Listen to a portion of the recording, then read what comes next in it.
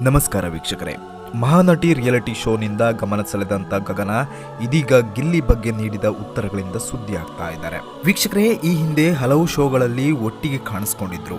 ಉತ್ತಮ ಕೆಮಿಸ್ಟ್ರಿ ಕೂಡ ಇವರಿಬ್ಬರ ಮಧ್ಯೆ ಇತ್ತು. ಇವರಿಬ್ಬರ ನಡುವಿನ ಫ್ರೆಂಡ್ಶಿಪ್ ವೀಕ್ಷಕರ ಗಮನವನ್ನ ಸೆಳೆದಿತ್ತು.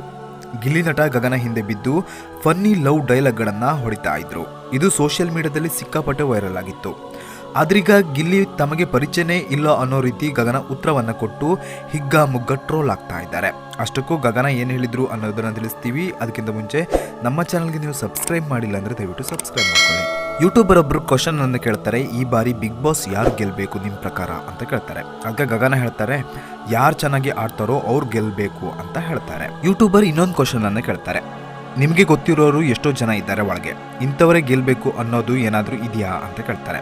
ಅದಕ್ಕೆ ಗಗನ ಹೇಳ್ತಾರೆ, ಇಲ್ಲ, ಯಾರು ಚೆನ್ನಾಗಿ ಆಡ್ತಾರೋ ಅವ್ರು ಗೆಲ್ಬೇಕು ಅಂತ ಹೇಳ್ತಾರೆ. ಯೂಟ್ಯೂಬರ್ ಗಿಲ್ಲಿ ಬಗ್ಗೆ ಒಂದು ಕ್ವಶನ್ ಅನ್ನು ಕೇಳ್ತಾರೆ, ನಿಮ್ಮ ಫ್ರೆಂಡ್ ಗಿಲ್ಲಿ ಗೆಲ್ಬೇಕು ಅಂತ ಏನಾದರೂ ವಿಶ್ ಮಾಡಿರ್ತೀರಾ ಅಂತ ಕೇಳ್ತಾರೆ. ಹಾ, ವಿಶ್ ಎಲ್ಲರಿಗೂ ಮಾಡ್ತೀನಿ, ಚೆನ್ನಾಗಿ ಆಡೋರಿಗೆ ಎಲ್ರಿಗೂ ವಿಶ್ ಮಾಡ್ತೀನಿ ಅಂತ ಗಗನ ಹೇಳ್ತಾರೆ. ಗಿಲ್ಲಿ ಆಟದ ಬಗ್ಗೆ ನಿಮ್ಮ ಅನಿಸಿಕೆ ಏನು ಅಂತ ಯೂಟ್ಯೂಬರ್ ಕೇಳ್ತಾರೆ. ಅದಕ್ಕೆ ಗಗನ ಹೇಳ್ತಾರೆ, ನಾನು ಬಿಗ್ ಬಾಸ್ ಮನೆ ಒಳಗೆ ಹೋಗಿಲ್ಲ, ನೋಡ್ತಾನೂ ಇಲ್ಲ, ಕ್ಲಿಪ್ಪಿಂಗ್ಸ್ ನೋಡ್ತಾ ಇದ್ದೀನಿ ಅಷ್ಟೇ. ವೀಕ್ಷಕರೇ, ಗಗನಳ ಈ ಮಾತು ಸೋಷಿಯಲ್ ಮೀಡಿಯಾದಲ್ಲಿ ಭಾರಿ ವೈರಲ್ ಆಗ್ತಾ ಇದೆ. ವೀಕ್ಷಕರೇ, ಗಿಲ್ಲಿ ಅಭಿಮಾನಿಗಳ ಅಸಮಾಧಾನಕ್ಕೆ ಈ ಮಾತುಗಳು ಕಾರಣ ಆಗಿದೆ. ಹತ್ತಿದ ಏಣಿಯನ್ನ ಒದೆಯುವುದು ಅಂದ್ರೆ ಇದೇ ಅನ್ಸುತ್ತೆ. ಗಗನ ಫೇಮಸ್ ಆಗಿದ್ದೇ ಗಿಲ್ಲಿಯಿಂದ. ವೀಕ್ಷಕರೇ, ಈಗ ಗಗನನಿಗೆ ಗಿಲ್ಲಿ ಬೇಡ. ಗಿಲ್ಲಿಯಿಂದ ಬೆಳೆದು ಇವತ್ತು ಅವನ ಬಗ್ಗೆ ಮಾತಾಡೋದಕ್ಕೆ ಆಗೋದಿಲ್ಲ. ಅವ್ರಿಗೆ ಅವರವರ ಅವಶ್ಯಕತೆ ಮುಗಿಯುವವರೆಗೆ ಅಷ್ಟೇ. ಏಣಿ ಹತ್ತೋಕಷ್ಟೇ ಬೇಕು ಅನ್ಸುತ್ತೆ ಇವರಿಗೆ. ಇಷ್ಟು ಸೊಕ್ಕು ಒಳ್ಳೆಯದಲ್ಲ ಮೇಡಮ್ ಅಂತೆಲ್ಲ ಗಿಲ್ಲಿ ಅಭಿಮಾನಿಗಳು ಕಮೆಂಟ್ ಅನ್ನ ಮಾಡಿದ್ದಾರೆ.